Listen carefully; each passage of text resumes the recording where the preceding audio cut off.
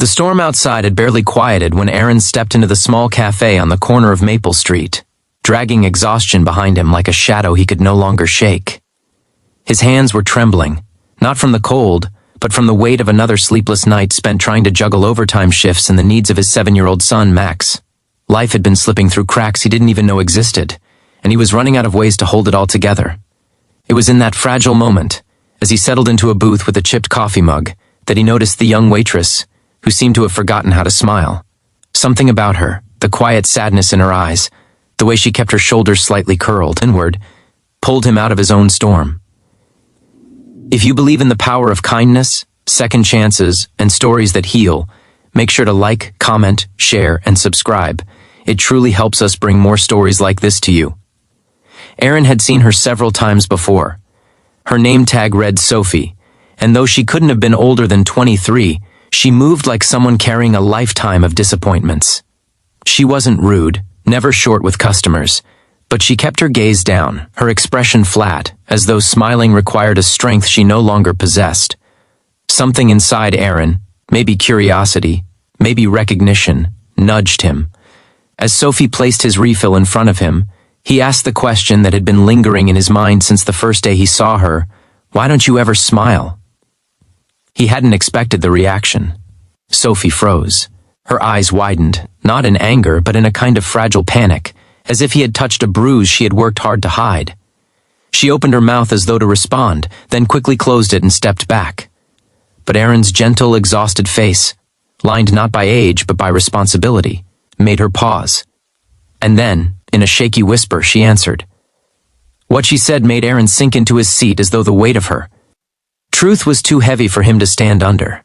She said she didn't smile because she didn't know how anymore, not after losing her mother the previous winter, not after dropping out of college to work 2 jobs just to keep her little brother Noah fed and warm, not after their father walked out the night of the funeral, leaving a note that simply said he couldn't do it anymore.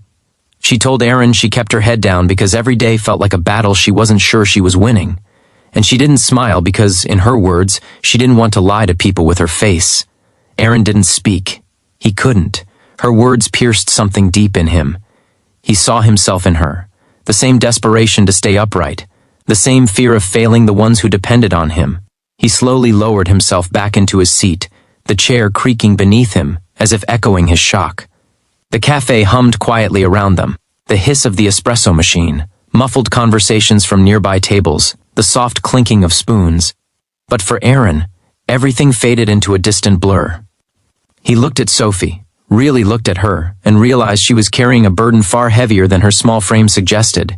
Yet she showed up, every day, for people who would never know her story.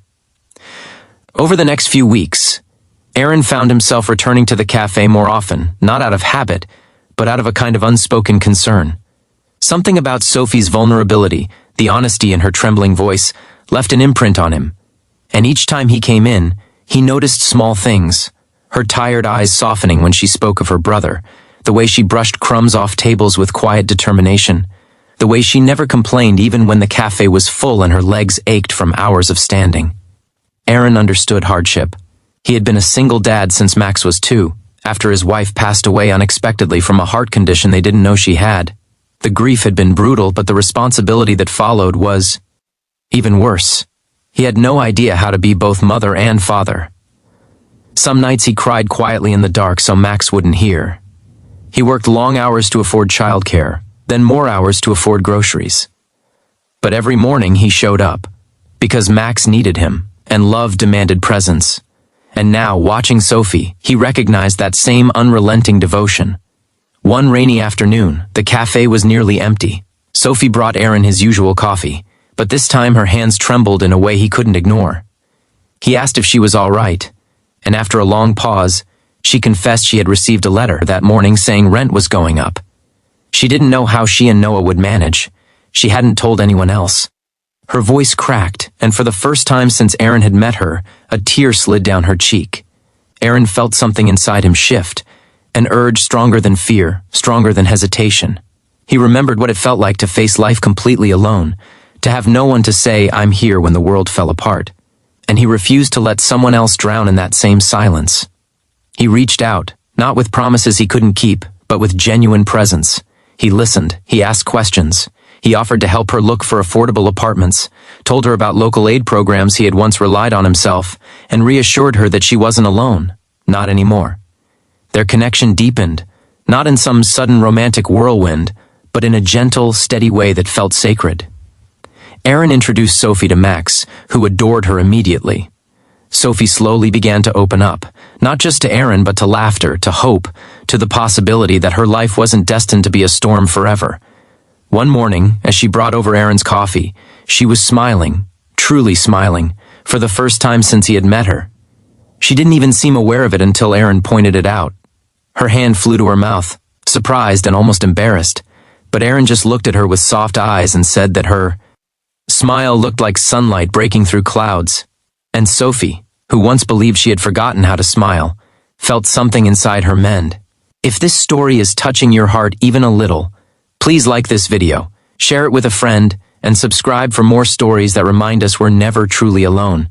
Before we end, tell us in the comments, what small act of kindness has changed your life the most? In the quiet corners of a small cafe on Maple Street, two people who thought they were too broken to begin again found something worth holding on to.